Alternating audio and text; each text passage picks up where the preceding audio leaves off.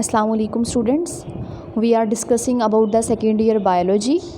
Chapter number 15 का last half portion discuss कर रहे हैं हम, जो कि थर्मो रेगुलेशन से रिलेटेड है। थर्मो रेगुलेशन में हम लोग ऑलरेडी बहुत सारा टॉपिक जो है कवर कर चुके हैं। थर्मो रेगुलेटरी स्ट्रेटजीज़ को हमने पढ़ा, थर्मो रेगुलेटरी अडेप्टेशंस को हम पढ़ चुके हैं प्रीवियस लेक्चर्स के अंदर। आज के लेक्चर में हम हाइपोथैलेमस एज थर्मोस्टैट देखेंगे, किस तरह से हाइपोथैलेमस जो है इंटरनल टेम्परेचर अगर ज़्यादा है तो उसके अकॉर्डिंग कैसे रिस्पॉन्ड करता है, और अगर बाहर का टेम्परेचर कम है मतलब विंटर्स में कैसे रिस्पॉन्ड करेगा और समर्स में कैसे रिस्पॉन्ड करेगा। इस चीज़ को आज के लेक्चर में इंशाल्लाह हम लोग कवर करने की कोशिश करेंगे। तो ये डायग्राम जो है आपको कंप्लीट एक इन्फॉर्मेशन प्रोवाइड कर रही है, इवन अपने पिछले लेक्चर्स के बारे में भी कंप्लीट डिस्क्रिप्शन प्रोवाइड कर रही है।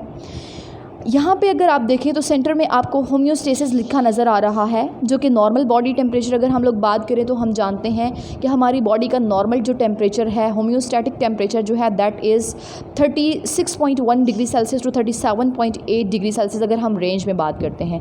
लेकिन अगर एग्जैक्ट ये एवरेज वैल्यूज़ की लेते हैं तो हम कहते हैं नॉर्मल बॉडी टेम्परेचर जो है, homeostatic body temperature that is 37 degree Celsius. अब क्या होगा, टेम्परेचर अगर इससे एक्सीड करेगा तो क्या होगा, अगर टेम्परेचर इससे डाउन जाएगा तो क्या होगा। अगर टेम्परेचर इससे एक्सीड करता है तब भी इम्बैलेंस आएगा बॉडी में, अगर टेम्परेचर इससे डाउन जाता है तब भी इम्बैलेंस आएगा। फर्स्ट ऑफ ऑल हम लोग डिस्कस करते हैं, अगर टेम्परेचर जो है वो इंक्रीज़ करता है एक्सटर्नल एनवायरनमेंट के अंदर, फॉर एग्जांपल सराउंडिंग में बहुत ज़्यादा क्या है, गर्मी है, टेम्परेचर इंक्रीज़ कर गया, that means we are talking about summer season. इसमें क्या होगा कि जो हाइपोथैलेमस है ये बॉडी के अंदर ऐसे मैकेनिज़म्स जनरेट करेगा जो बॉडी को कूलिंग इफ़ेक्ट्स देंगे। ठीक है, दो चीज़ें हैं, अगर बाहर का टेम्परेचर कम होगा तो बॉडी के अंदर वार्मिंग मैकेनिज़म्स जनरेट किए जाएंगे, अगर बाहर टेम्परेचर ज़्यादा है तो बॉडी के अंदर कूलिंग मैकेनिज़म्स जनरेट किए जाएंगे। तो हमने यहाँ पे की पॉइंट ले लिया कि बाहर टेम्परेचर बहुत ज़्यादा है, मीन्स हाई टेम्परेचर है, लिहाजा बाहर गर्मी है, तो कूलिंग मैकेनिज़म्स जो हैं वो बॉडी के अंदर एक्टिवेट किए जाएंगे। हाइपोथैलेमस कूलिंग मैकेनिज़म्स को एक्टिवेट करेगा।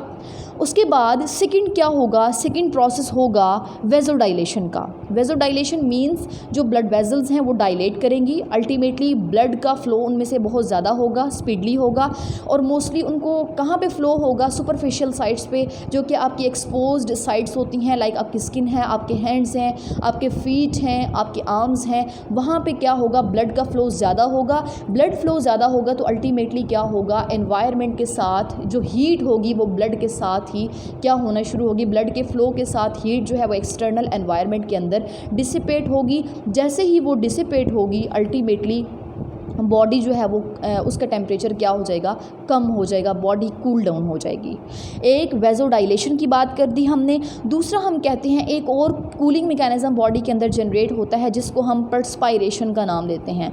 मींस के जो हाइपोथैलेमस है, जो कंट्रोल सेंटर है, वो मैसेज डिलीवर करता है कहाँ पे, towards the sweat gland. Sweat glands activate होंगे, स्वेट ग्लैंड्स के एक्टिवेट होने के साथ ही स्वेट प्रोड्यूस होगा, और जैसे ही वो इवेपोरेट होगा अल्टीमेटली बॉडी का टेम्परेचर कूल डाउन हो जाएगा। ठीक है, बॉडी जो है वो इन दो मैकेनिज़म्स के थ्रू जो है अपने टेम्परेचर को क्या कर लेगी, डाउन कर लेगी। और इस तरह जैसे ही टेम्परेचर एक हमारे रिक्वायर्ड टेम्परेचर तक पहुंच जाएगा, उसके बाद जो हाइपोथैलेमस है वो क्या करेगा, थर्मोस्टेट एक ये कह लें कि शट्स ऑफ मैकेनिज़्म को जनरेट करेगा या शट ऑफ का मैसेज भेजेगा, और अल्टीमेटली जो कूलिंग मैकेनिज़म्स होंगे वो टोटली बॉडी जो है जैसे ही टेम्परेचर अचीव हो जाएगा, शट्स ऑफ मैकेनिज़्म होंगे और वो कूलिंग मैकेनिज़्म जो एक रिक्वायर्ड लेवल तक कूलिंग हो गई, बॉडी कूल हो गई, उसके बाद उस कूलिंग मैकेनिज़्म को शट ऑफ कर दिया जाएगा, उसको बंद कर दिया जाएगा जी। उसके बाद दूसरा इम्बैलेंस आता है, अगर हमारे पास बाहर का एनवायरनमेंट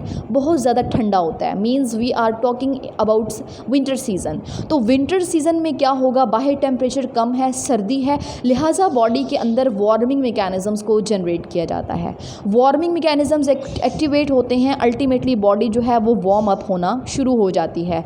अब इसमें क्या होगा, एक तो होगा शिवरिंग थर्मोजेनेसिस का फिनोमिना, ठीक है।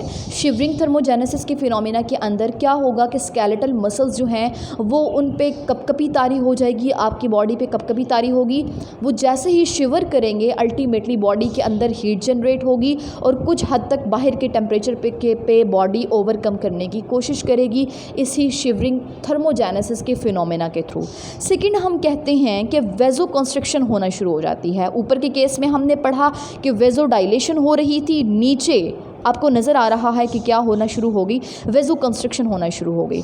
वेजो कंस्ट्रक्शन होगी अल्टीमेटली जो ब्लड वेजल्स हैं वो नैरो इन साइज़ हो गई, ब्लड फ्लो इतना सुपरफिशियल साइट्स पे नहीं होगा। क्यों नहीं होगा?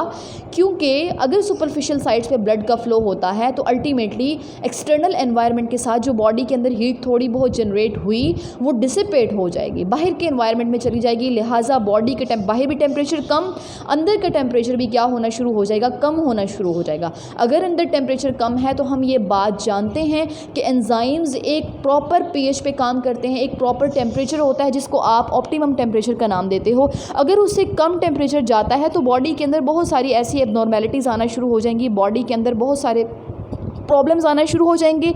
अल्टीमेटली मेटाबॉलिज्म जो है वो डिस्टर्ब होगा। लिहाजा क्या किया जाता है, वेजो कंस्ट्रक्शन स्टार्ट हो जाती है, मतलब सुपरफिशियल साइट्स पे ब्लड का फ्लो रोक दिया जाता है और अल्टीमेटली क्या होता है, सुपरफिशियल साइट्स पे उनका ब्लड फ्लो रोका जाता है और मोस्टली विसरल ऑर्गन्स की तरफ ब्लड फ्लो करवाया जाता है। जैसे ही वो विसरल ऑर्गन्स की तरफ फ्लो करेगा अल्टीमेटली बॉडी के अंदर हीट जो है वो जो पहले प्रोड्यूस हुई वो बॉडी के अंदर ही सेव रहेगी और अल्टीमेटली उसके डिसिपेशन के थ्रू उस एनर्जी जो है वो हीट की फॉर्म में लॉस नहीं होगी।